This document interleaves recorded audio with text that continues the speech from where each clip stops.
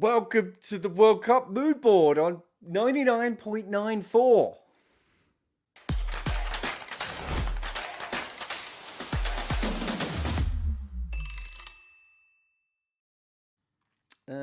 That falling away, hit down the ground, 90 mile an hour bowler, long boundary, when you need a six, in a slow over, with your partner hobbling, with your partner not hitting as many boundaries, was absolutely something else. I'm sure there are many different things that are going to be said about this Virat Kohli innings, but forget the innings. That shot on its own is just an absolute masterclass. Forget NFTs. That should be painted by every kid in every school room in the world. What an incredible, weird shot that was to be able to put together at that stage. I was sure he'd go over fine leg or square leg. Made more sense, use the pace of the bowler in that way. And for those of you who are remembering this shot where he muscles the ball back over the bowler as he's falling down, and you haven't played cricket, and you're like, oh, I don't know why that was so hard. That is a shot that would be hard to play if you were playing any level of cricket anywhere with that kind of balance in that kind of situation. To be able to play it then, to put it this way, if you were playing club cricket and some guy was bowling like medium pace against you and the game situation was exactly the same and he'd just come in from the pub to play the game, that would still be an incredible shot to play. To be able to do it in that particular moment when it was needed was absolutely remarkable. And realistically, if you look at the rest of his innings, especially towards the end, more often than not, he was capitalizing more on Pakistani's mistakes. You know, that wasn't really, it was a length ball, I suppose you could say. But if there wasn't a mistake from Pakistan, it was just that he played a remarkable shot. And it seems like a crime against narrative that he didn't get to finish the game himself. Although I suppose that produced an absolute ridiculous narrative to follow that as well. I mean, if you look at the way this game was played, right? Shan held Pakistan's innings together on his own with sticky tape and spit, from what I could tell. Virat did the exact same thing, except that Virat did it in a way where it felt like it should stay together and that it would stay together.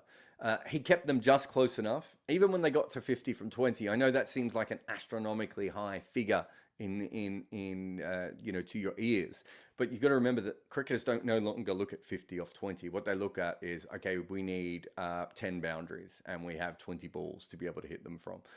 That's the way that modern cricketers kind of think, or 8 boundaries, or in this particular case, I suppose it was 12 threes. And because Virat had attacked Nawaz early on, they also knew that they had an over coming on at the end that was going to be favorable to them. They'd already smashed him once. There's no way he was going to want to bowl anywhere near the end, which is why they kept pushing that over back. In fact, Pakistan tried to hide him until it just didn't matter. It mattered. It was, from Virat, just an absolute master knock of on a surface that no one else really looked that good on, apart from Iftikhar. And we'll obviously come on to him in a bit. It just wasn't an easy pitch to bat on, and there's no doubt that Virat would have liked to be closer to the rate. He had to play more catch up than he would have wanted to. Some of that was to do with the top order wickets. Some of that was the fact that Hardik couldn't get the ball as much as he should have as well, and yet Virat still got them home, right? It would be hard to say that he was completely in control of this chase, because that last over was some of the weirdest shit I've ever seen with my human eyes. And the last ball that Kohli faced in this game, he was actually bowled off a no ball, and then he lost the strike. So he wasn't in complete control all the time. But let's not fuck around the bush here. This was a magnificent catch-up chase innings, and he scored more than half of India's total runs. This ain't no trip to Cleveland. Do you know what I mean? It was extraordinary.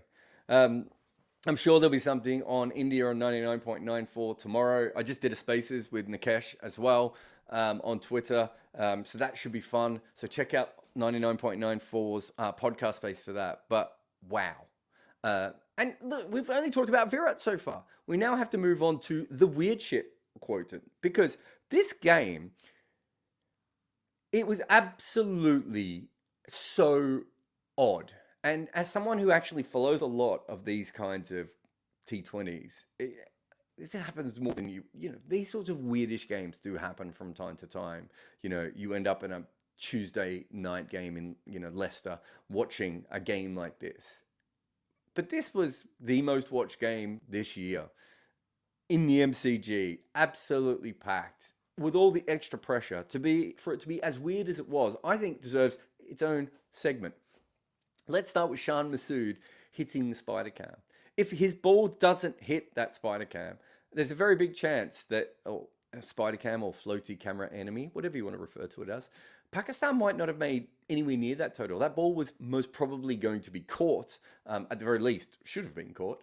And Shan might have batted quite slow in this innings, but he completely held Pakistan together. That's a really huge moment in any other game. It's just another moment in this one. Then you go on to the weird run out. Akshar Patel deserved to be run out for hitting the ball straight to a fielder and taking off, right? But what happened next was remarkable. Babar Azam fumbles an incredibly easy pickup, but he still has enough time to pick it up and still execute the run out, except that then he throws the ball at the feet of Rizwan, who fumbles as well. So now you've got a double fumble. Except somehow Rizwan managed to fumble the ball towards the stumps. But no one knew this at this stage. When it first happened, it just looked like Pakistan had stuffed up a run out. No one from Pakistan was completely happy about it. They went back into their fielding positions. And then we have the replays, of which I'm not sure there was an angle that would ever actually tell us what had happened there. And in the end, we just kind of went without. It was one of those decisions that most umpires probably would have given that not out. There was a glove hitting the stumps. There was a ball hitting the stumps. I thought the ball hit the stumps first, but then I thought the gloves were the things that broke the stumps. It was all very confusing, is what I'm saying. And I'm not even sure that they showed the right angle. Again, in a normal India-Pakistan game, that's a pretty big thing to have happen.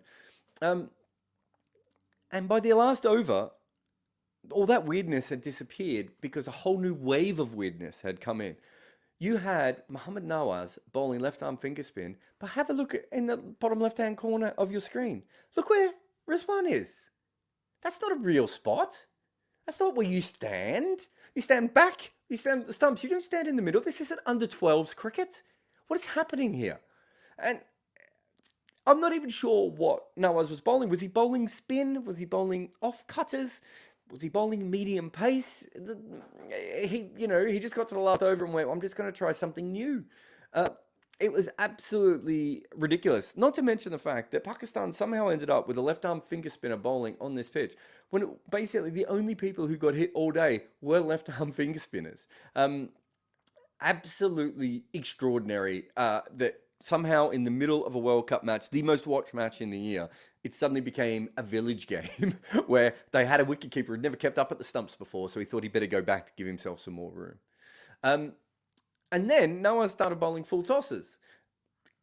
Quite clearly, he's trying to deliver Yorkers, but that's not like the most normal thing for a spinner to suddenly be able to do, especially if he did change the way he was bowling a little bit, when it kind of felt like he did. And so he's bowling all these full tosses, and finally one was called as a no ball. And if you look at this picture in the middle, you can see it's iffy. I would say it's probably slightly over. It's hard to tell. Virat he's got his back leg slightly bent.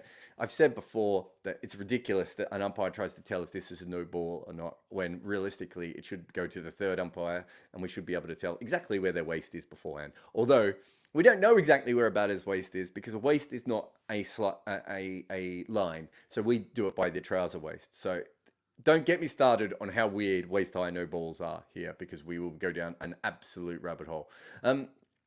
But it was called, and a bit like Akshar's run out, easily could have gone either way. And then there was another three. There were 6 threes in this game. Do you know how rare it is? It's like I think it's like 0.01% of games in T20 cricket end up with that many threes. And usually it's through overthrows. It's a combination of the MCG being very big, so there's quite often a lot of threes, and a little bit slow. But I just want to mention that we had a three in the last over, but it wasn't even a normal three, was it? It was from the free hit delivery where Virat Kohli gets bowled and the ball goes out to short third, well, actually the long third in the end, and they run three. We didn't even know there was. It seemed like there was a conversation of whether this should be a dead ball or not. Everyone was upset at what had happened. It was eventually given byes. It had to be the most unfair bye call in any wicketkeeper I've ever seen. How on earth was he supposed to stop that? Unless he was standing at fourth slip, I don't know how you would actually stop that. So again, absolutely ridiculous. But also, Virat was on strike. He gave the strike up. He was the one that should have stayed on strike, I would have thought, at that stage. I know there was three there, and it's hard to knock those runs back. But again, you now have the last time that Virat Kohli was on strike in this game, he was bowled from a free hit that they ran three from, right? And we're not finished yet, are we? Because Rizwan starts keeping up at the stumps after this, doesn't he? And straight after that three, he gets a stumping. I mean, I think this whole standing up at the stumps thing is going to catch on, and he gets rid of Dinesh Karthik, right? It's also worth mentioning that when Karthik goes out, they need 2 runs off the last ball. However, off the last ball of Pakistan's innings, Dinesh Karthik had the ball in his hand as there was a ball that went through to the wicketkeeper, and he decided to go for the run out instead of just holding the ball. If he held the ball, they would have got 1 run. If he'd hit the stumps, and he had all 3 to aim at, there would have been no run. In the end, Pakistan get 2 runs. Remember, at this stage, Pakistan need 2 runs off the last ball. India need 2 runs off the last ball to win. But it's not the last ball anyway, right now, right? Because Ashwin comes in and the first ball, he leaves one that goes down the leg side, right? What a beautiful moment of 1950s cricket. Oh, that ball's down the leg side. Like they were like 2 catches, like at leg slip and backward square, ready to, I don't want to get any bat on this. And so now they need 1 run off 1 ball. And of course, this is the time when the best thing that could have happened in cricket would have been for Nawaz to actually attempt to run out Virat Kohli at the non-striker's end before delivering the ball. You had Ashwin there, you had a close game, you had the whole world watching. It would have been awesome. Sadly, that did not happen. And instead, Ash, who's just walked out to the crease and left 1 ball, pops the ball over mid-off, and it's all over. Almost everything on Weird Ass Bingo seems to happen. I mean, it was just complete madness from beginning to end. As I said, that would be weird in like a normal blast game or a BPL game in the morning, right? To have that in one of the biggest games in the world. And I'm sorry if like I missed something there and you're just like, oh, you should have. No.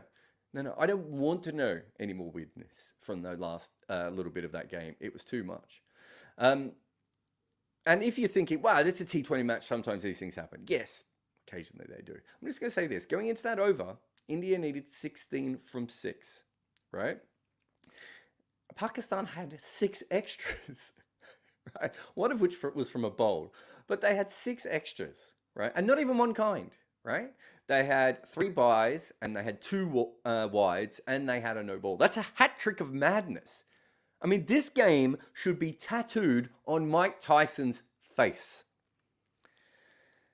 Now, I don't even think we've done any analysis. I feel like I've just been yelling at you all. But that's how this game felt. Like, I felt like you were in a nightclub and it was about 2 a.m. and you knew you'd been there too long and someone was yelling at you, but you were pretty sure that something really cool was about to happen. And I suppose that's what we saw.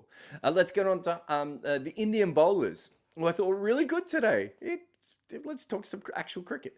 Arshdeep Singh was told that he was a Pakistani and everything else that was hurled at him when he dropped a catch in the Asia Cup game.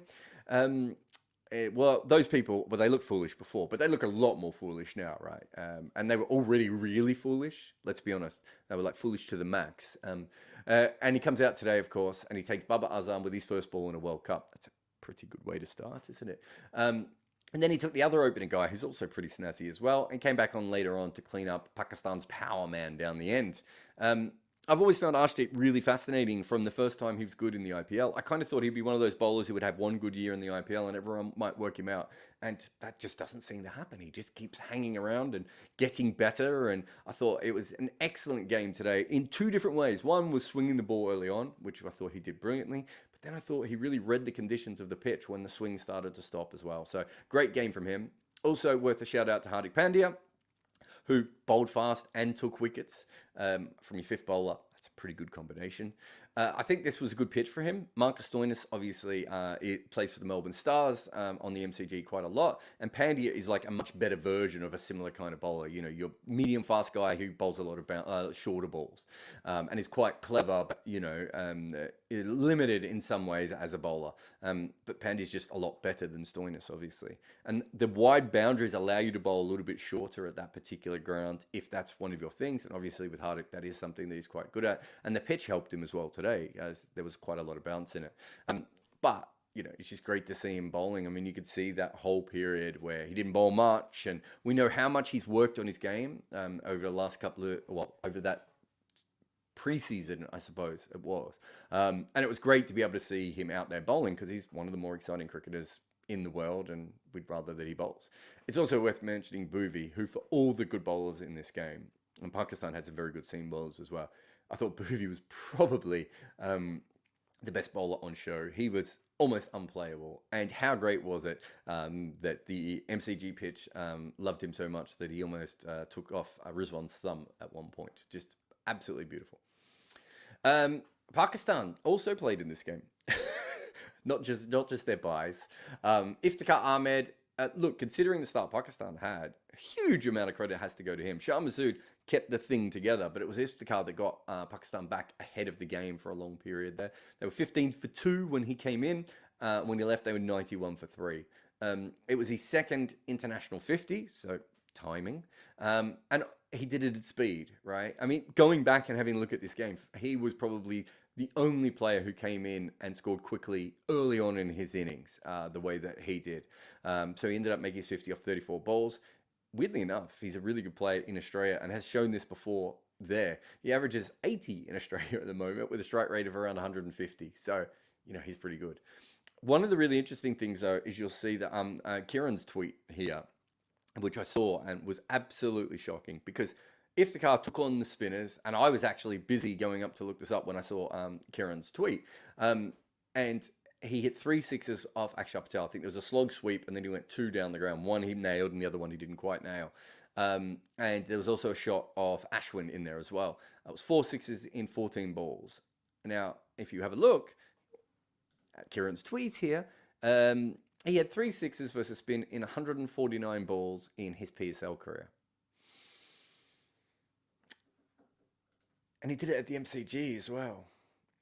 The general manager of Islamabad United, Rehan Ul Haq, worked with him in the PSL, and he has voiced his frustration that he hasn't done this sort of thing more often. And I actually worked with Iftikhar's agent at one stage, and I looked at a lot of his footage and I looked at a lot of his game. This is what I saw today, is the Iftikhar that I thought we should have seen for a long time now. So it was brilliant for him to be able to come out and just do that well. He clearly has a lot of power. As Rehan said, he can clear the ropes even when he doesn't quite middle it. And let's hope that he does that more often going ahead. Just a quick one. 99.94. Just want to mention that we've got the new Mitch Johnson podcast out. So go and listen to that when I finally finish with this. And all the other shows as well. We've got a bunch of new podcasts. We've got my podcast, everything else. If you like podcasts, 99.94 is just picking up podcasts at an amazing rate. We've got Edges and Sledges now as well. So go out and listen to all of those. We're talking about Iftikhar because Pakistan's opening batters actually failed. And Pakistan's 2 openers in T20 cricket are like death taxes and the morning session in a test match being called crucial, right? It's just inevitable. It's going to happen. You can set your clock by them. Until today, when Arshdeep Singh destroyed that clock like he hated the concept of time. I mean, look on the left here, the 2 top run scorers in T20 internationals over the last, I can't remember if that was 2 or 3 years, whatever. Look at the amount of, look how much higher they are than number 3. So it's Rizwan is, Rizwan is the highest scorer, and then I think Babar is just below him there. But it's ridiculous. It doesn't even look right. And if you look on the right here, in the last 2 years, their openers have made 50% of their team's runs. And no other team in this tournament is over 40%. The T20 average usually hovers around 35, 36%. So losing them for basically no runs, it was the worst nightmare for Pakistan in the first game of the tournament, let alone even if it wasn't an India game, right? That's the worst time you want that pairing to fail. And of course, there's no way they can both make runs in every game. It's going to happen, but to lose both of them, I think, is even more of a huge problem there. And I just want to explain this in a way that anyone who's ever driven a car will understand anyway. Imagine that you're a town planner and you want a freeway, right? You want to build the road through the center of town so to help traffic flow a little bit better, right? But if everyone travels on that freeway, it will also cause problems further down the line, right? You want enough people to continue to use the other roads, right? But it's a freeway and everyone wants to travel on it. It's nice and it's new. Right? The same thing happens in basketball when you get one player who scores a huge percentage of your points, right? And this is a really weird problem in cricket to have happen because generally you want your openers to do really well. But if you do have incredibly, remarkably consistent openers, it causes this sort of follow-on effect. And what are you going to do? Tell Baba and Rizwan to fail more often? Rest them more often? Maybe? Run them out or retire them out tactically, Ashwin style? I'm not really sure if that makes sense. But in this particular case, Pakistan did the next best thing. They just brought in another anchor who was available to them. So Shan ended up coming in just after 7 balls of the innings, after his horrific accident in the nets the other day. And he made, what did he make? 52 from 42 balls, right?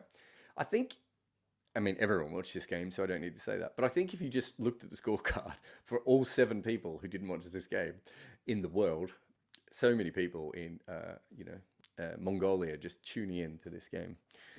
I don't know what the Mongolian cricket scene is like. I reckon there's a few guys who hit across the line, but that's for another day. Yeah, I think if you just looked at the scorecard, it was 52 or 42. I think your first thought would have been, it's just an anchor innings. They chipped it around a little bit after rebuilding after a bad start. It's just not what happened, though, is it? This was like one of the luckiest games I've ever seen. And you do see this in T20 cricket from time to time, where it's almost like you can't get out. And in this particular case, there was just so many. It's actually hard to remember them all. But let's start with the run-outs. He tried to run himself out 3 times in the first 7 overs. And he really should have been run out the first one. He hit the ball straight to Virat Kohli's right hand. Virat Kohli was coming directly into the stumps with an underarm. Probably could have done a John C. Rhodes or even just got a little bit closer and hit the stumps and missed, right? There was another one where he just took off and he got himself completely lost. And another one where he decided that there was... he's just stopped in the middle of a run. I'm not sure if he didn't hear or whatever it was, right? So those are the run-outs, right? That's fine. There was also he was inches away from being caught by Ashwin. In fact, when I say he was inches away from being caught, it was given out as a soft signal on the ground. So the umpires thought it was out at that stage. And when we saw the replay, it's one of those ones where even if he did catch it, it didn't particularly look like he caught it. And so it was given not out. Ashwin again later will drop him off a caught and bowl. Very hard, but I've certainly seen Ashwin and other spinners take those before. And it was hit straight back to him, but incredibly, incredibly hard. There's another time when he went outside the leg stump and he slashed a ball past the outside of off stump between the keeper and the short third. And another one where he mishit a ball not far from Rohit Sharma. It was just a remarkably weird innings. Oh, of course, I haven't mentioned the spider cam one from the start. When he was going to get caught, hit the ball into the spider cam and didn't get caught, right? It's just, it was incredible. And he never managed to get the big shots away at the end in the way that Virat Kohli did, right? And just to prove how weird this game is, who did the big hits at the end? Shaheen Afridi and Haris Rauf. Hometown Harris, I suppose you could say. This was just not a normal game, was it? Anyway, pitch stuff. After the toss, Rohit Sharma was hopeful that this was going to be a pitch that would prove helpful to his bowlers, I suppose to everyone's bowlers. And it certainly was that. They ended up both scoring decent amounts, but The pitch was not particularly on their side at all times. CricViz said that this was one of the bounciest MCG pitches since they started calculating. And let me say, someone who lived through the pitches before CricViz used to calculate, there wasn't a lot of bounce in the old MCG. So this could be one of the bounciest pitches that has ever been at the MCG. India, for instance, didn't even go with slower balls. They were just like, there's no point. This wicket is giving us enough help as it is. Rizwan fell trying to hook from Arshdeep. And Nawaz and Asif Ali both fell to catches behind the wicket. The catch that Ashwin took of Shan was another, I think, a top edge of a hook shot again as well. And when you look at the first 10 overs of the game, almost all of Pakistan's runs came from behind the wicket. It was absolutely remarkable. But if you're thinking, wow, this pitch is bouncing a lot for the MCG a lot, it is worth saying that the head curator, Matthew Page, has come over from the WACA. And on top of that, it's also, you could see there's a bouncer that Boovi bowled that actually seamed in, which is not a normal thing to happen in somewhere like Australia. That's because they've had, now let me just get this right, 115 millimeters of rain so far this much. The double the average October rainfall. There's still 8 days to go in the month. This is the kind of great stats and incredible analysis you will only get here on this page, on this YouTube channel, whatever I'm on right now. I'm not sure if I'm even alive, let alone on air. Shall we pause from that game? No, shall we just stop from that game until you ask all your questions? Sri Lanka win. This was Sri Lanka's best performance in the tournament so far. I thought it was certainly the most complete. I thought they were polished, and in the end, it was probably the easiest game that they played as well. Before we'd seen them struggle with messy batting displays that didn't really make a lot of sense. And while their bowlers have been better, this is the first time that I thought they were, all dominant together. They did get Ireland on a used wicket. But they'd had better matchups than that so far in this tournament, and they hadn't done anything with them, right? If nothing else, this is the first time I think they looked like a team that had won the Asia Cup, even if they still have no fit fast bowlers, and we'll get to that in a moment. But let's go to the Sri Lankan openers. It was almost like a Pakistan-like performance with the two openers batting through a huge amount of time for Sri Lanka. Kusal Mendes, for the second time this tournament, batted superbly. His horrendous T20I record is largely down to him playing out of position so much. For Sri Lanka, he actually has opened a bit, but he's also been just kind of thrown all the way through the order. And you can see when he's batted in T20 cricket, in his career, he's really only batted opening first drop and at number 4. Did Muku just take away the 99.94 logo to show you? That's where top right hand corner is where his opening record is, averaging 38 with strike rate of 147, averaging 23 batting at number 3 at 125, low middling at best, probably subpar, and at number 4 averages just under 17 while scoring at less than a run a ball. He should be opening, right? And he has opened a fair bit in his career. If we go back to the other image, you can see here, he certainly opened a fair bit, but there's a lot of him batting at number 4, right? As well. He hasn't played enough T20 cricket because of Sri Lanka and the domestic league and everything else. So there's a lot of things going on here as well. But he does need to open more. The problem with that, of course, is that everyone needs to open more, as this next image is about to show you. My man DDS, is again. The only way to show you this is to actually get rid of the image. I once tried to get a franchise team to hire him as an opener. Because it was quite clear that people weren't giving him a go. I mean, he's a great fielder. He can bowl very well. And when he opened, he had really good numbers. The problem was that he obviously wasn't opening that much. And so that his overall numbers weren't completely popping. But again, averages over 33, opening the batting, strike rate 141. He's worse at number 3. He's worse at number 4. Why on earth is he batting at number 7? As well. So Kusal Mendes should definitely open the batting, but so should DDS, and so should kind of everyone else. Ooh, that was weird. So should kind of everyone else in T20 cricket who can bat, right? And let's just get on to the spin. At the end of the Island Sri Lanka game, my head is completely gone from this last game. So after dispatching the West Indies from the tournament Friday, Ireland completely brought back down by Sri Lanka here. 9 wicket a loss with 5 overs to go. It was bad for them. Now, Ireland have not fared well against spin recently, or ever really, but certainly recently. In the last 2 years, they average under 20 against it. Interestingly, that's pretty much where Australia is as well, as you can see from this top graph up here. And it was no different again today, right? So 5 of the 8 Irish wickets went to spin. The batting hero from the last match, Paul Sterling. After the game, Balbirnie was talking about how this was an older surface and it spun more than they thought. But this is really where Ireland lost the game. They only put on 128, and it was a massive problem when you look at the way that they go against it. And you can see that while they're not exactly smashing teams when they face pace, they're certainly a lot worse against spin bowling. So the teams that are bad against spin bowling, you can see them in the green. So you've got Zimbabwe, West Indies, and Sri Lanka. And then you've got Ireland, and then you've got Australia. But if you look at West Indies and Australia, they're making up for it in what they're doing against the pace bowlers when it comes to losing wickets. And then you've got the teams that are worse against pace bowling up the top here. But none of those, have as much of a weakness as what, the teams do against the spinners at the moment. Then if you look at the one underneath, it's also worth saying that it's if Ireland's weakness was going to be against spin, this was always going to be a difficult matchup for them.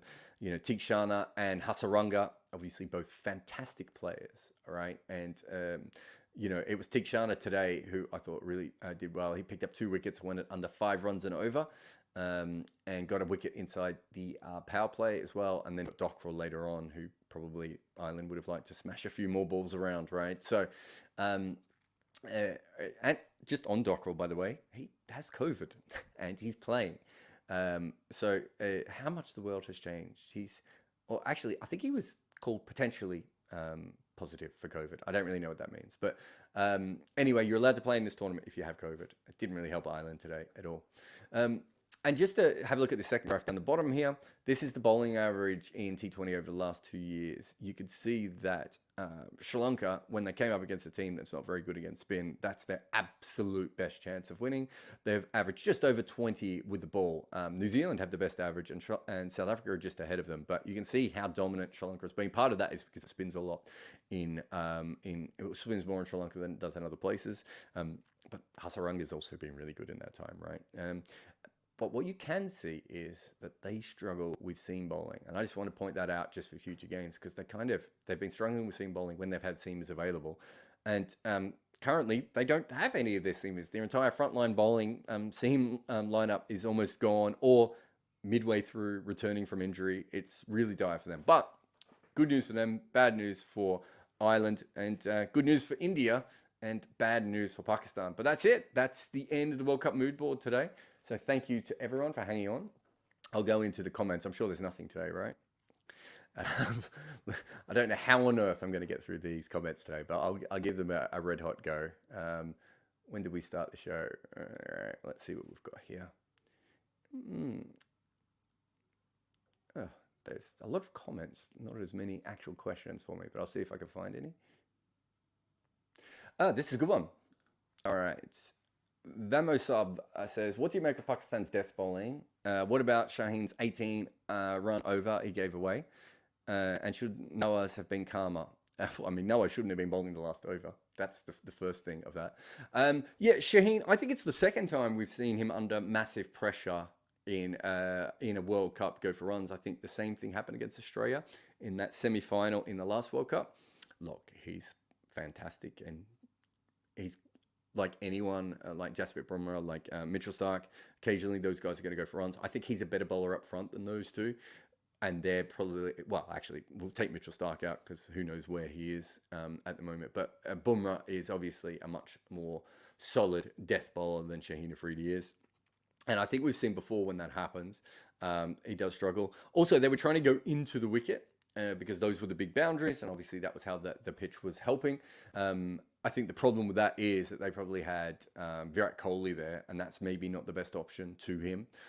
Although perhaps in his form it wouldn't have mattered anyway. But yeah, I definitely don't think that they were at their absolute best in that, at the end, and they're not going to They're not going to sit there and say they were.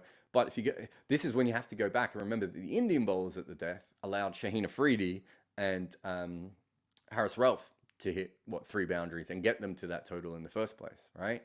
We tend to remember what happens at the end of one game and not what happens at the end of the other game. But there's no doubt that I think Pakistan would be fairly upset with the way they went about it. I'm trying to think of how many slow balls they bowled. I know there was a couple. India didn't really need to bowl any. India didn't. I think Bhuvi probably bowled the majority of their slow balls right in that last over.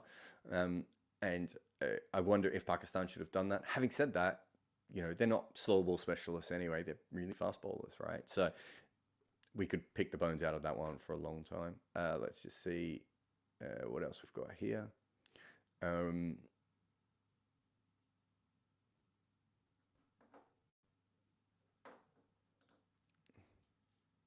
No ball call could have gone either way. Yep, that's what I said in the video. And the buyers wouldn't really have made a difference if they were called dead.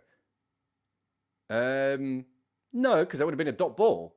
So yeah, it may not have made a difference. You might be right.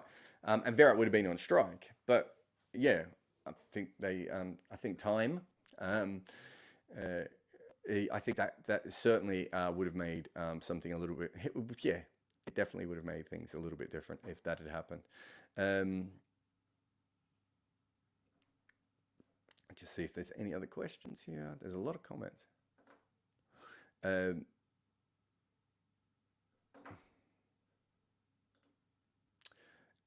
Ika says, I do want a proper expert to comment on the no ball, dead ball issue. Okay, so it wasn't a no ball. So there's the first part of it. So no ball, dead ball. If you want to have a go back, the best video I've ever made on it is the one about the zombie ball, about Kagisa Rabada. It's an incredible, I don't say incredible video because I'm great, but it's an incredible story. So much so that recently the ICC had a meeting about that ball and trying to fix the problem that it had come out before. But there's a bunch of different problems here. The first one is calling no balls on waist high. Okay, we've now decided that that's trouser line. So the MCC made that. If you wear your trousers too low, by the way, the umpire doesn't have to honor that. So you can't go around like, you're a rapper from the 90s. The problem is that the umpires, what they're trying to do is they're trying to keep where they think the waist should be based on something in the background. That's impossible to do, right? We know how tall a player is and where their trouser line is. So the best way of doing that is obviously just setting a bar on it and having that being played, especially for close ones like this. I'm of the opinion that most close waist-high no balls should be called no balls just because it's an unsafe ball. That's why we're calling it a no ball in the first place, right? So there's the no ball side of it out. If they hadn't have called that a no ball, if they had have called it, either way, people, I think it was one of those ones that was right on the line. You can see that from the video. The actual dead ball issue was something slightly different. So the dead ball in this particular case is once it was a free hit and the ball was bowled as a free hit, and when the ball hits the stumps, that does not make it a dead ball. There's nothing in the laws that suggests that it should have been a free hit. The same way that if you knew it was a free hit and you were caught out at deep mid-wicket, you have to keep running, right? You can be run out. So that's how that works. In this particular case, it just looks worse because the ball goes flying in a different direction. But because it's a free hit, I don't really know, and I can call my friends at the laws committee, and I'm sure some of them will be messaging me. I'm not really sure if calling that a dead ball doesn't have further consequences. And also, the idea is it is a free hit. It's exactly the same as being caught as being bowled. Just in this case, it went away. But it's unlucky as hell. But if you don't want to have free hits, don't bowl waist-high full tosses or overstep the line or have your fielders in the wrong position, etc., etc. All right, let's see what else we've got here.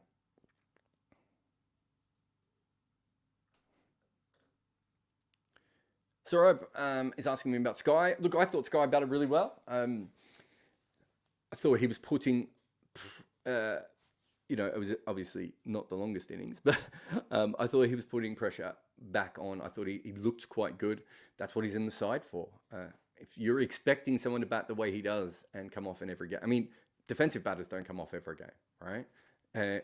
I think we cannot overreact every time someone like Sky goes out, because if you do, you end up with a lot of very good attacking players playing as anchors for no reason. And we don't need 6 anchors in every side. I thought he took the attack to them. I thought he played a very good shot. Was it the ball before or 2 balls before? I haven't got my notes in front of me, but it was a pull shot that he played that I thought was really good. And then that ball, just maybe a little bit too close to play that shot. If it hits the bat and flies over the top, though, it's 4 or maybe even 6 at that pace. I didn't see that as a massive problem with the way he was playing. He may not have executed the shot exactly right, and he may not have picked the right ball, but that's part of being an attacking player in T20 cricket. Quite often you are playing shots at balls that are not completely right. Sky made 10 fewer mistakes than Shan did today, right? Sometimes you make one mistake and you go out, and another day you get away with it, and that's just how things go.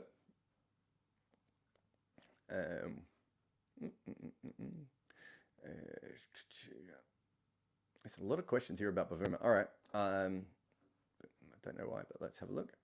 Pranav says, I think South Africa needs to bat Bavuma at 7. I'm not really sure. I mean, I think Bavuma's perfect position is a floating anchor. All right. This whole idea of, you know, that he needs to bat at 7, well, that's not going to help them if the number 7 needs to come in and smash the ball around, right? Also, if they have 5 specialist bowlers, I'm not even sure how he would come in at 7. He would have to be at 6 anyway. But I think he'll play. If you're using him to the best of your ability, you'd certainly want him to be a floating anchor position where just like, sometimes we need him to go up the order and sometimes he won't go up the order at all. Sometimes he won't bat at all, which I think is absolutely fine. Someone else just said thoughts on the India-Pakistan game. Obviously, that person has come late. What else we got?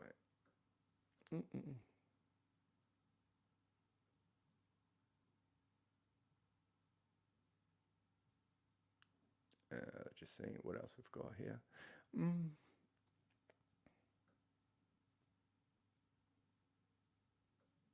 I see there's a lot of people angry about Dinesh Karthik. I'm not sure what he did wrong in that particular game.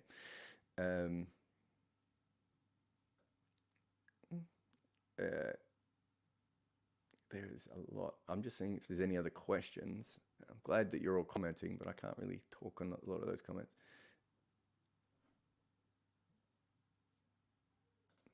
Yeah, so Guy says, Indian batters apart from Virat were so weird today, just couldn't get anything.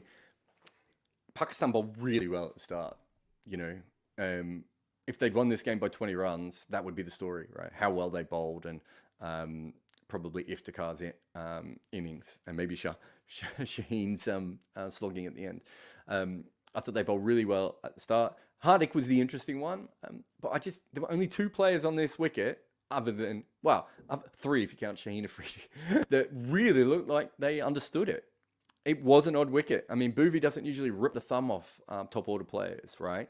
It was a weird wicket. It obviously, I think it even changed a little bit its weirdness from the first innings to the second innings as well. And so I think if you go through the entire card, if you're looking for Indian batters, apart from Virat looking weird, I think you'll find a few Pakistani batters who batted a little bit oddly or struggled at times as well. In the first part of the innings, I can't remember, first 10 overs of Pakistan's innings, I think I counted 8 or 9 balls that went to fine leg. That's not a normal T20 game, if we're being honest. Simon says, thoughts on batters appealing for no balls by putting their arms out? I think this is bad optics. Yeah, it's a weird one, isn't it? Because it's a lot of teams, a lot of batters, whether it be wides or no balls, kind of appeal for them. And because it's become so common in T20 cricket, it's one of those things that we haven't really legislated for. It's not a good look. I don't know if I care that much. As a commentator, when I commentate on games, it's great because it gives you a little bit of extra. Oh, he's desperate for that call and he hasn't got it. But I did think that, you know, it was. I did think it was a bit of a problem. And Simon's got another one. Did Haris Ralph cost Pakistan a few runs with swings and misses instead of rotating the strike? Yeah, I mean, he hit a 6, so he probably already had some in the bank. I'm not sure Shan is going to score that many more, but I do know what you mean. I don't know, if you look at his overall batting record, I think they'll probably take what they got out of that over, if we're being honest. But I thought Bhuvi bowled really cleverly as well. It was the first time we noticed multiple slow balls in a row, I think, anyway. And I think that just shows that he was a top-class player. I'm not sure that Shan had a 4 in him at that point. But yes, all things considered, you would have preferred Shan to be on strike, but you probably would have said that for Shaheen's hitting as well, and for the first 6 that was hit. So I think there's a few things there. Oh, Ajinkia has come right in talk about coming into my wheelhouse. Ajinkia, should there be a review for no ball and wides? I don't think there should be a review. I think and there's a reason they're not doing this. One is money. One, they don't have the proper technology set up. One, it's a 3. It's 1, 2, 3. Yeah, 3. It's harder for in other situations, smaller venues, smaller grounds, worse technology. But we're looking at we're looking at front foot no balls. We should definitely be looking at waist height no balls, as I said, with the system I described earlier. So of having a marker from where the batter's waist actually is, and then having a look if the ball was beneath it or above it. And then for wides, we can do a similar thing. The reason not doing it at the moment is time, the technology that is required for it, and everything else. Obviously, if this game was run correctly and we did things correctly, then yes, we would do that. I think I did an episode of the Wagon Wheel podcast about this recently. So not reviews. I think it should just automatically be looked at, if that makes sense. I don't think we necessarily need a review on those things at the moment. Now, I was waiting for this question. Thank you, Fahim. So this is really, really interesting. So Nawaz ends up bowling the 20th over. I talked about this on the 99.94 Spaces with Nikesh and Atif. And it's a mistake, right? It does happen in T20 cricket. And also, you have to weigh up what would have happened early on. So Virat did brilliantly by attacking, and Hardik hit him as well? But they did brilliantly by attacking him early on and putting in that 3rd over, was it? And putting him under pressure, because it meant that they felt uncomfortable about giving him another over. Let's say they had. And let's say that they had attacked him again and they got anywhere between 15 and 20 runs. The complexion of that game at that point would have been very, very different. All right? Now, that may not have happened. He might have gone out. But Baba was within his rights, I think, as a captain, to be like, do we really want to do that? And if we do it, will it cause us other problems going ahead? Once that was done, though, he had to commit to it, really. The only other over he could have bowled is maybe the 17th. Was it the 17th or the 18th? I'd have to go back and look at my numbers. When Shaheen came on for his over. Anyway, again, at that stage, they were ticking, right? And it made sense to go back to someone who was favored by the conditions. I'm not sure there's a right answer in this, is the best way of putting it. We saw with India that this was probably a pitch for 4-seamers, and Pakistan didn't have 4-seamers on this particular surface. I don't think there's anything wrong with their lineup, but we did see particularly left-arm finger spinners, but even Ash got some treatment, didn't he? Shadab bowled really well. But they were in front of the game, so he had a position to be able to do that from as well. But you certainly saw that this was better for seamers, and so having 4-seamers was a huge advantage on this pitch. That's probably where the mistake really comes in. But would they have played Nawaz anyway? I don't know. I honestly don't know. So, yes, I think they made a mistake, but I'm not sure there's a great answer that you could give. You have to take 2 punts at that stage if you're the captain of Pakistan. One is, we just throw him in again now, get rid of his over. Hopefully he goes for less than, he goes for between 10 and 15 and it's not that much damage. Or he even just has a fluky good over. Or you push him all the way to the back and you hope that by the time they get to that last over, they need 30 and it doesn't matter. Neither of those things happen. And that's where you go. It's a great question. I think it's really interesting. I said on that 99.94 Spaces as well that I remember a game. It was in Melbourne actually, but it was at Docklands, not in the MCG, where Aaron Finch ended up bowling the last game for the Melbourne Renegades, last over, where a similar sort of thing happened. In that stage, I think the spinners were good, so he thought him bowling himself was better. And I remember everyone going crazy because he got hit for a 6 from the last ball and lost it, but he almost won that game. If you look at this particular over, it was a bit crazy and a bit hectic, and I think Pakistan made some errors within it that wicketkeeper standing back. I think that got in Noah's head. I'm not sure what he was actually bowling. All those things that happened. Instead of bowling his best over, he ended up bowling this other over, and it still went down to the last ball. Right. So even if you say they made heaps of mistakes, it still went down to the last ball. And these sorts of things happen. Basket says, what do you think of Stark's suggestion of penalising a short run when a runner takes a head start? No, you should be run out. If you're out of your crease, you should be run out. That's how cricket works and has always worked and works perfectly as far as I can tell, except for all the people that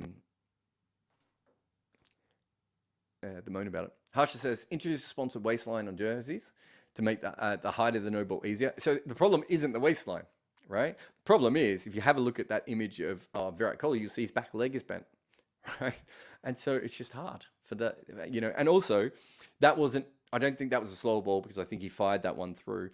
But if you're bowling a back of the hand slower ball or even a cutter, the ball's dropping. So at the point at which they hit it, it might actually drop a lot more after that as well. It's really hard to work those things out. It's a really, really tricky one on those sorts of things. Jay saying you can't track waist height using some AI. I don't think you need an AI. As I said, you just need a bar across the screen. It's a really easy fix. There's heaps of really easy fixes in cricket that we don't do. I don't know how to do this. Oh, here we go. Super chat. Osho says, what did you think about Hardik Pandya hogging the strike and not being able to score on the back of the length deliveries? I don't think he was hogging the strike. He was just trying to score, wasn't he? He wasn't sitting there. It was a tough pitch to bat on for a lot of players, and he was certainly one of those players that did that. We see him and Shan were both out there for a very long time, and neither of them looked like they were going to be able to consistently hit boundaries. And there was only 2 players, 3 if you want Shaheen, that looked like they were going to consistently hit boundaries on that entire pitch. Sometimes that's just how things go. Niraj says, what do you think about the Indian death bowling? Yeah, I talked about it before. I don't think it was, obviously, it didn't go as badly as Pakistan's did, but I don't think they bowled particularly well to the tailenders. I think it was one of those pitches that can confuse you a little bit at the death. And I've seen this in the Big Bash occasionally because it was playing in a particular way and you want to play to the boundary sizes, but you also probably want to bowl more Yorkers. And, and it's very hard to go between back of a length, heavy ball and a Yorker. And so quite often bowlers usually go with one or the other. And in this particular case, it probably didn't work particularly well. Just see if we've got anything else. Ashwin Chahal, did it work today? Well, interestingly enough, the finger spinners got hit a lot more than the wrist spinner did on this pitch. I don't think anyone could have worked that out coming in, and maybe it was just dumb luck rather than anything special. But it wasn't a pitch for a second spinner. That wasn't. Both teams went in with the extra spinners, right? So I don't think either team was on top of that, and so it's not a mistake. Well, it's a mistake, but I think looking at that pitch, especially with some of the balls that were seaming around, that seemed to be coming from that sort of tackier surface at times, I would have thought that it would have helped the spinners. So I've got no problem with Ashwin playing in this game. If you're talking about the next game, I'd have to look at all the matchups and how it works. But Ash is a really, really interesting cricketer because of what he can do in that side, I think. Let me just see if I've got...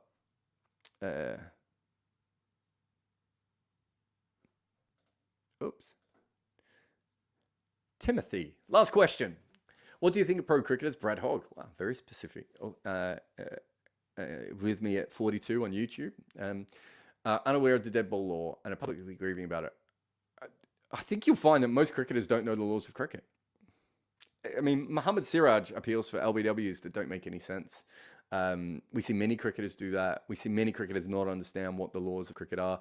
Umpires know the laws of cricket, mostly, more often than not. I don't think there are many cricketers that I've known, professional or amateur, who have actually read the laws of cricket. And now, the next step of that is the playing conditions. I've been an analyst in teams and had players come up midway through tournaments asking me what the playing conditions are, asking me what the laws are, all these sorts of things. It's a very, very normal thing. I wouldn't single Hoggy out. I would single the vast majority of cricketers out. In fact, I remember a cricketer not that long ago became an umpire, and he sent me a message going, "Is this right?" And he'd seen this law, and he's like, "I don't think this is right. In my career, this never happened." And he was basically learning the laws when he was becoming an umpire after, I don't know, 7 or 8 years as a professional cricketer. Sort of tells you everything. Anyway, what a way to finish with that absolute random question there at the end. Thank you to everyone for getting involved. It was good fun today. Remember, World Cup Mood Board. It's here every day. You can go back and watch the old ones if you want. You can wait around and you'll be able to watch more of... Wait, just let me see. Oh, God, what? Sorry. Muku has just said I have to plug the Mitchell Johnson podcast again. Muku works for me, and yet he's so bossy. Muku, can you play the Mitch Johnson podcast trailer? Show on 99.94. On this show, we talk about my life on and off the field, and my co-pilot on this journey is Virat Kohli. Thanks, Mitch. This is the show Mitch and I have been trying to get up for ages. It has the raw adrenaline of Mitchell Johnson, my hair, plenty of cricket, a little bit of MMA, every high-octane sport out there, a lot of heavy metal music, and anything else we like to talk about. Join us here every week. So subscribe, press the bell icon, and meet us here every week. It's a great show so far. The first episode comes up tomorrow. You can find it on YouTube or listen to it wherever you get your podcast, The Mitch Johnson Show. There's an episode 0 that me and Mitch did together about why he's doing the show. Actually, I had a song in my head, which was the Frozen song, Let It Go, which was a big part of me not overthinking, because I use that to block everything else out. So, and that was the crowds as well. That was all the abuse that you get at times, or the feedback that you get at times that you try to, again, overthink. There he is, Mitch Johnson, talking about how he used a song from Frozen to win the Ashes, which is still one of my favorite stories. So go and find that. As I said, India on 99.94 podcast, Nikesh and Zara, I'm sure we'll be recording very soon. We've been doing some Twitter spaces on 99.94 as well. We've got a couple more podcasts starting very soon. And Edges and Sledges, I'm not sure when they're recording, but they'll be recording their podcast very soon, talking about it from an Indian fan perspective. And we're adding shows as quickly as we can at the moment. And we've got a lot of podcasts. So put 99.94 in your podcast thing, or go and follow us on YouTube and you can find all that. But for now, that is the end of the World Cup Mood Board, and I will see you right here tomorrow. Oh, wait, what time is the games tomorrow? I'll see you right here tomorrow around 2 p.m. British Standard Time. I think that's right. I have no idea.